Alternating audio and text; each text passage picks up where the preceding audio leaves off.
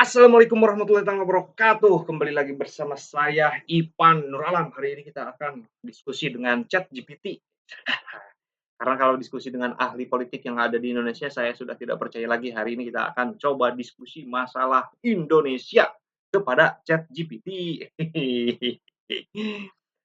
Oke, kita akan sapa dulu nih, guys. Halo, salam ChatGPT. ChatGPT. Apakah ChatGPT punya nama? Saya kira dia tidak punya nama, guys. Kalau ditanya nama, dia akan ngawur jawabannya. Oke, kita kasih prompt-nya dulu, guys, supaya dia ngerti. Anda adalah seorang ahli tata negara yang paham tentang permasalahan negara. Permasalahan negara. Oke, apa jawaban dia, guys? Kita akan ngobrolin masalah persoalan apa sih yang menjadi persoalan negara kita, guys, kok nggak bisa maju-maju gitu loh. Indonesia, masalah utama kenapa Indonesia sulit maju? Betul betul betul betul. Oke, coba jelaskan. Coba jelaskan dulu, kita minta penjelasannya. Biar nanti kita akan tanya dia membabi buta. Oke, jadi ada beberapa permasalahan di kita sebetulnya yang menjadi inti permasalahannya itu adalah pertama, katanya itu adalah masalah struktural, sistem yang tidak efisien. Struktur pemerintahan di Indonesia terlalu birokratis dan berlapis-lapis. Memang betul, di kita itu terlalu birokratis, guys. Apapun itu bisa diselesaikan di bawah meja sebetulnya kalau di kita. Birokrasi kita membuat KTP, membuat KK, atau membuat dokumentasi-dokumentasi kenegaraan itu memang sulit di negara kita. Enggak, entah apa yang terjadi di birokrasi kita, guys. Ya, artinya sistem yang tidak efisien, betul. Saya sepakat tentang ChatGPT kali ini bahwa masalah bangsa hari ini yang paling susah diubah adalah birokratis. Harus melalui orang dalam, guys. Kemudian yang kedua, masalah kultural, pola pikir bangsa. Apa nih apa nih apa nih apa nih? Maksudnya apa nih?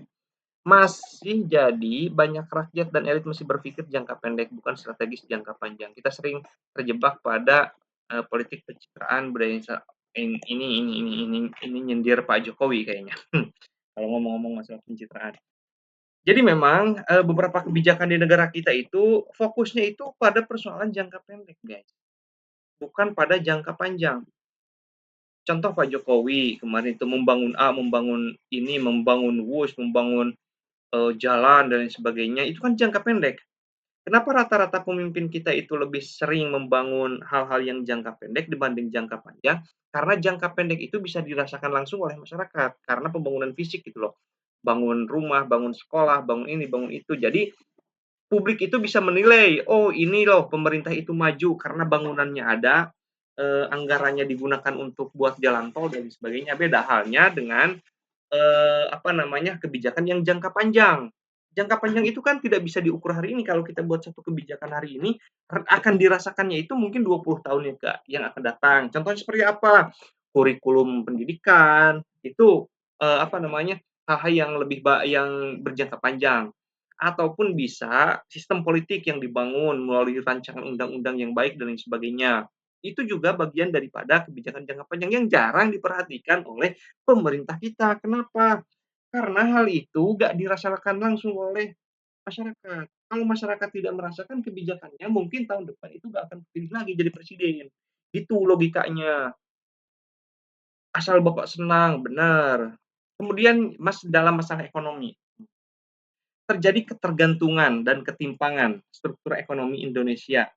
Jadi masih terjadi ketimpangan antara si miskin yang makin miskin dan si kaya itu malah makin kaya. Makanya susah sekali di Indonesia itu rakyat miskin itu naik level ke menengah ke atas. Dan jarang sekali orang kaya itu tiba jatuh miskin, itu jarang. Yang miskin jarang bisa naik, yang dari atas itu susah naik ke bawah. Ini kan bukan persoalan masalah seseorang itu malas ataupun tidak, bodoh ataupun tidak, tapi ini dibentuk oleh satu sistem yang salah di kita dan ini harus diperbaiki. Mudah-mudahan Pak Prabowo nonton nih di sini. Ini pendapat dari ChatGPT, mohon didengarkan Pak Prabowo. Daripada Pak Prabowo mendengarkan ahli-ahli yang memang, eee, apa namanya, nggak jelas itu, mending dengerin ChatGPT aja deh. Kita masih mengekspor bahan mentah, mengimpor produk jadi. Nah, makanya dari pemerintahan Jokowi kemudian dilanjut oleh Pak Prabowo ini, kita fokus pada persoalan hilirisasi. Jadi kita jangan hanya mengekspor barang mentah, tapi harus barang jadi, kayak karet. Jangan mengimpor karetnya, bahan mentah karetnya diimpor langsung ke sana, tapi diproduksi dulu di Indonesia, baru diimpor ke sana. Minyak bumi sama, harus diolah dulu, sudah diolah baru diimpor. Supaya apa? Supaya harganya itu lebih tinggi dan bakti itu apa? Keuntungan untuk Indonesia itu lebih lebih besar.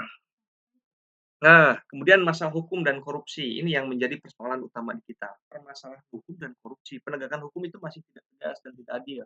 Kalau dalam istilah kata apa namanya, hukum itu seperti tajam ke bawah, tumpul ke atas. Coba kita bandingkan, orang yang hari ini yang mencuri itu dihukum 5 tahun penjara, yang koruptor gede-gedean itu cuma dihukum 2 tahun penjara, itu pun dihukumnya di lapas sukamiskin dengan fasilitas yang mewah. Nah, kan ini juga jelas sudah dijelaskan, hukum seharusnya jadi pagar negara, tapi di Indonesia kadang jadi pagar yang bisa disewa. Ih, ngeri anjir ini ChatGPT, Bos, ChatGPT. ChatGPT ini. Ini ChatGPT udah mulai mengkritisi pemerintahan kita. Ya, betul. Kemudian masalah yang kelima, masalah moral dan kepemimpinan. Banyak pemimpin yang masih melihat kekuasaan sebagai alat untuk mempertahankan diri, bukan mengabdi pada rakyat. Pak Prabowo, sekali lagi Pak Prabowo, jangan jadikan kekuasaan itu sebagai alat untuk mempertahankan diri, memperkaya diri. Tapi bagaimana kekuasaan itu digunakan oleh Bapak untuk mensejahterakan ya. Nah, ketika moral pemimpin lemah, semua sistem ekonomi pendidikan dan sebagainya itu akan lemah. Jadi pada intinya, sebetulnya setiap pemimpin juga itu punya gagasan yang baik, punya apa namanya, punya pemikiran yang bagus karena di sana juga di dalam setiap seorang presiden itu pasti ada tim ahli, ada profesor-profesor yang sudah melakukan penelitian seperti ini loh fakta pembangunan yang baik itu. Tapi persoalannya itu adalah dalam diri seorang pemimpin, dalam diri seorang presiden itu apakah ada rasa kemanusiaan untuk betul-betul membangun? Itu kan jadi soal. Kalau masalah membangun siapapun bisa, tapi sekarang itu dia punya keinginan untuk negara Indonesia itu maju atau tidak, itu yang jadi soalnya. Langkah konkret apa yang harus dilakukan? Nah, ini ChatGPT juga udah benar nih. Apa sih yang harus dilakukan? Reformasi birokrasi total. Dari mulai menteri-menteri yang nggak kompeten, menteri-menteri yang suka korupsi, menteri-menteri yang udah ketahuan banyak kontroversi kayak Bahlil, kayak Raja Juli Antoni, itu dipecat dari sekarang. Bukan dari birokrasi dari eksekutif semata, tapi dari legislatif, dari yudikatif. Yang sekiranya dia tidak becus untuk memimpin negara ini, mulai dari sekarang direformasi atau dihilangkan. Karena apa? Banyak pemuda hari ini lulusan universitas yang keren, punya IPK tinggi, dan dia jujur. Kenapa nggak digunakan? Banyak loh anak muda yang jujur dia pikiran dan jiwa untuk membangun negeri ini, tapi tidak dilibatkan sama sekali. Kayak siapa? Kayak Pak Anies, anjir. Pemimpin negeri itu dia nganggur sekarang Pak Prabowo coba dong dimasukin di komisaris Pertamini. Enggak, bercanda guys, bercanda bercanda. Yang kedua, revolusi pendidikan karakter dan bagaimana menanamkan etos kerja. Karena sekarang itu jarang loh di pendidikan kita mendengar kata-kata gotong royong, tenggang rasa, saling asah, saling ngasih, itu jarang. Orang-orang yang masuk ke pendidikan itu semuanya fokus belajar saja, fokus belajar artinya fokus pada persoalan bagaimana mengembangkan otaknya, mengembangkan logikanya, tanpa dia, diajarkan, tidak terlalu fokus pada persoalan menanamkan etos kerja, menanamkan pendidikan moral, menanamkan pendidikan karakter. Bagaimana seseorang itu harus disiplin, harus kerja keras dan sebagainya, itu yang jarang sekali ditemukan di pendidikan. Hukum tanpa pandang bulu berantas korupsi dengan hukuman berat. Betul sepakat. Korupsi itu harus di ini guys, harus jadi jangan pandang bulu hukum itu. Jangan gara-gara, Mahkamah Konstitusinya itu adalah pamannya Gibran, iparnya Jokowi, tiba-tiba Gibran jadi wapres. Jangan gitu. Jadi harus tidak pandang bulu, mau orang kecil, orang besar, ketika dia salah, tindak, seperti itu. Kalau perlu hukuman mati, hukuman mati. Kemudian yang keempat, ekonomi berbasis inovasi dan kemandirian. Jujur, kita itu sampai saat ini belum melakukan inovasi. Apa sih inovasi dalam dunia ekonomi yang sudah dilakukan oleh negara ini? Kan enggak. Kita hari ini itu cuma ngikut-ngikut tren orang lain. Kita ini hari ini itu masih menjadi bangsa yang konsumtif. Coba apa yang pernah dilakukan oleh Indonesia? ChatGPT buatan siapa? Teknologi yang hadir hari ini, kita Indonesia enggak. Konsumsi kita hanya sebatas mengkonsumsi. Kita hanya sebatas mengkonsumsi. Coba bayangin, silet ataupun plastik sisir coba. Saya nemu sisir kemarin itu, sisir rambut pas dicek made in China. Masa cuma sisir doang kita udahlah kita jadi ini, sudah saatnya kita menjadi bangsa yang produksi bukan lagi bangsa yang konsumtif. Kemudian yang kelima, kepemimpinan visioner dan meritokratik. Visioner itu adalah punya pandangan ke depan. Mudah-mudahan ada di Pak Prabowo. Dan meritokratik. Meritokratik itu berdasarkan dengan kemampuan, bukan berdasarkan dengan kedekatan. Dan hari ini di pemerintahan Pak Prabowo hari ini, yang kelihatan itu adalah politik dinasti ataupun politik kedekatan saja, bukan dari apa alasannya? Karena partai A mendukung Prabowo dijadikanlah menteri, kayak Caimin dari PKB jadi menteri Menko. Apakah berdasarkan kompetensi? Ya tidak. Karena apa? Karena yang fokus ataupun yang paham mengenai perekonomian itu banyak profesor-profesor ekonomi wilayah teknokratik yang itu lebih paham ketika ngobrolin masalah ekonomi, katakan itu di satu hal. Atau di hal lain, Bahlil. Karena Bahlil itu dari Golkar, ketua partai Golkar, dia mendukung Prabowo, tiba-tiba jadi menteri ESDM. Padahal yang lebih paham mengenai masalah sumber daya mineral dan energi di Indonesia itu banyak profesor-profesor, anak-anak muda yang paham mengatur tambang dan sebagainya. Kenapa Bahlil? Bahlil bisa apa? Hanya sebatas karena dia dekat dengan Prabowo, mendukung Prabowo pada saat nyalon, tiba-tiba jadi menteri. Itu kan yang salah itu di kita. Tidak ada meritokrasi. Saya bisa lanjutkan, apa yang akan saya lakukan jika menjadi presiden? Anjay itu. Dia itu langsung ngerti, guys. Apa yang harus saya lakukan? Tidak mau? Kita akan coba cek. Bagaimana Anda melihat Indonesia hari ini? Coba kita tanya kepada ChatGPT, bagaimana Indonesia hari ini? Sebagai ahli tata negara, anjay, sebagai ahli tata negara. Jangan panjang-panjang. Jangan panjang-panjang. Simpel saja, seperti wawancara.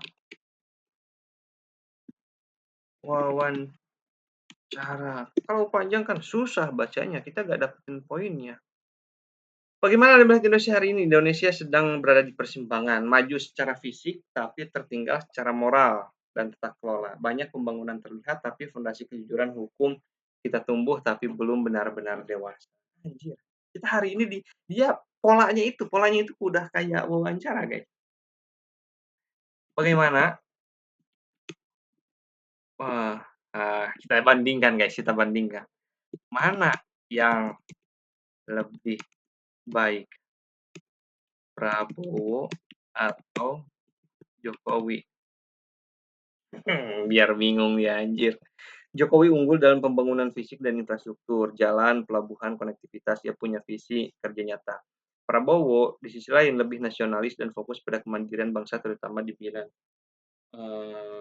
iya, jadi Jokowi kuat di pembangunan, Prabowo kuat di kelautan. Keduanya punya nilai tapi memang guys, kita akan bahas dulu ini sebelum kita tanya lebih lanjut dia itu.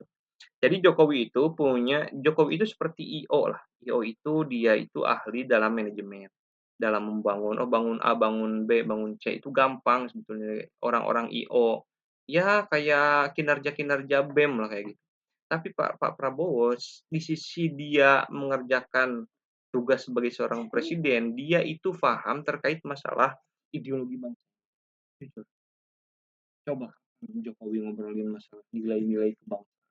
Jokowi ngutip Sultan Syahrir, ngutip Soekarno ataupun eh, apa namanya ketika ketika gini, ketika kita punya satu kebijakan maka itu harus berlandaskan pada ideologi kita. Nah, kebijakan ini bermanfaat kemudian untuk bangsa dan negara, ini memiliki unsur keadilan sosial bagi seluruh rakyat Indonesia dan lain sebagainya.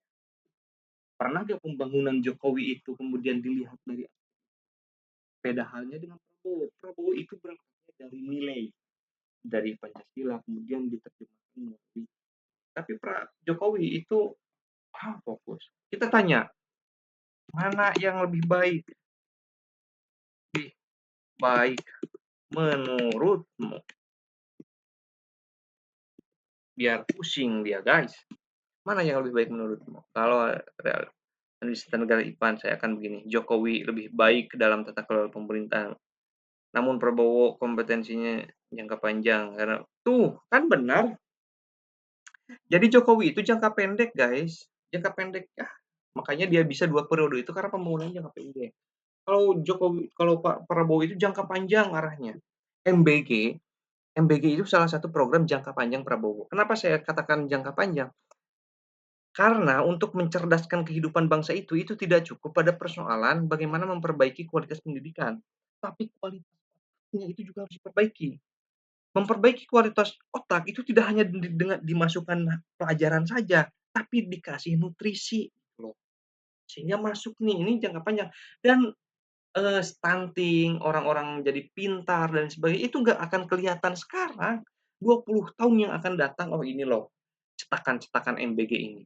Siswa-siswa yang hari ini sudah menjadi pemuda, yang dulunya di MBG, oh ternyata cerdas-cerdas. Itu karena kebijakan Prabowo, jadi jangka panjang. Wajar kalau hari ini nggak kelihatan, tapi nanti 20 tahun yang akan datang. Jadi untuk hasil nyata Jokowi unggul, tapi untuk visi kedaulatan dan keberanian strategi Prabowo punya potensi. Ipan sendiri condong ke gaya kepemimpinan teknokratis seperti Jokowi atau nasionalis ideologis seperti jadi teknokratis seperti Jokowi nasionalis. Iya. Kita tanya aja, kamu pilih siapa? Bingung dia anjir. Kamu pilih siapa?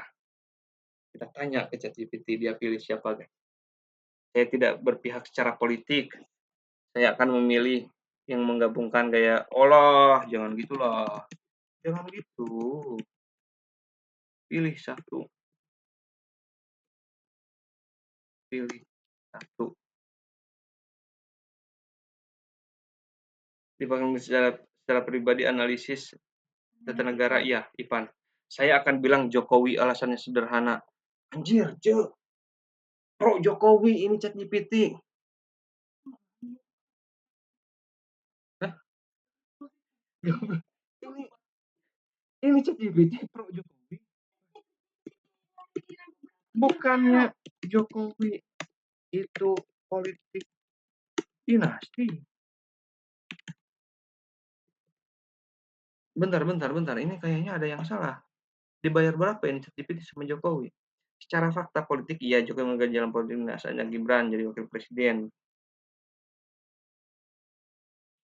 Itu kan sesuatu yang bahaya bagi demokrasi. Kenapa Anda pilih Jokowi?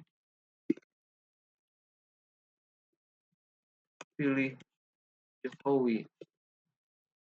Coba dia jawab apa guys? Ini yang bagus. Politik dinasti itu berbahaya bagi demokrasi karena bisa merusak. Tapi alasan saya memilih dalam konteks tata negara bukan politik partisan. Kinerja kuat Jokowi. Jokowi itu meninggalkan hutang kereta cepat, polemik IKN, isu ijazah palsu,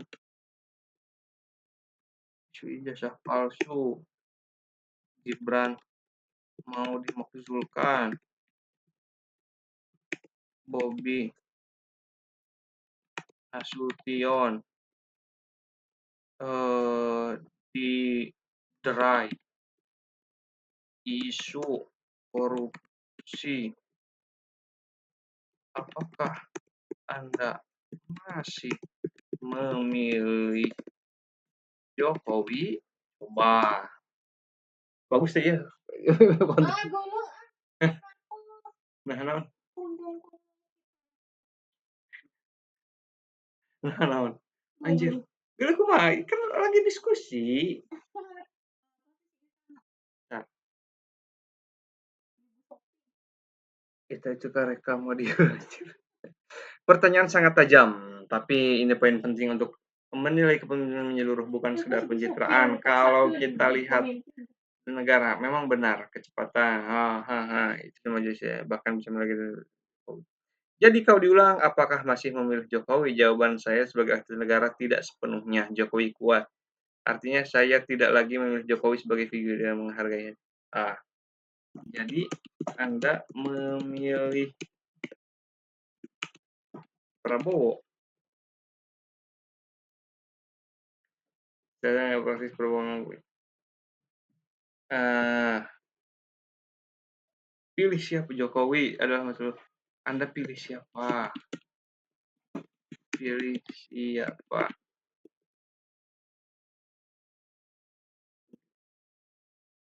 Saya akan jawab Prabowo. Secara pribadi kalau dipaksa memilih satu nama hari ini, Pak. Saya kayak, oh Prabowo. ChatGPT itu udah ke Prabowo, guys. Udahlah, guys. Udah gak usah tanya lagi. Dia udah pro sama Prabowo hari ini, guys. Terima kasih ChatGPT diskusinya malam ini, guys. Silahkan yang mau tanya-tanya, guys. Di kolom komentar nanti saya akan jawab lewat video, guys. Thank you semuanya. Thank you.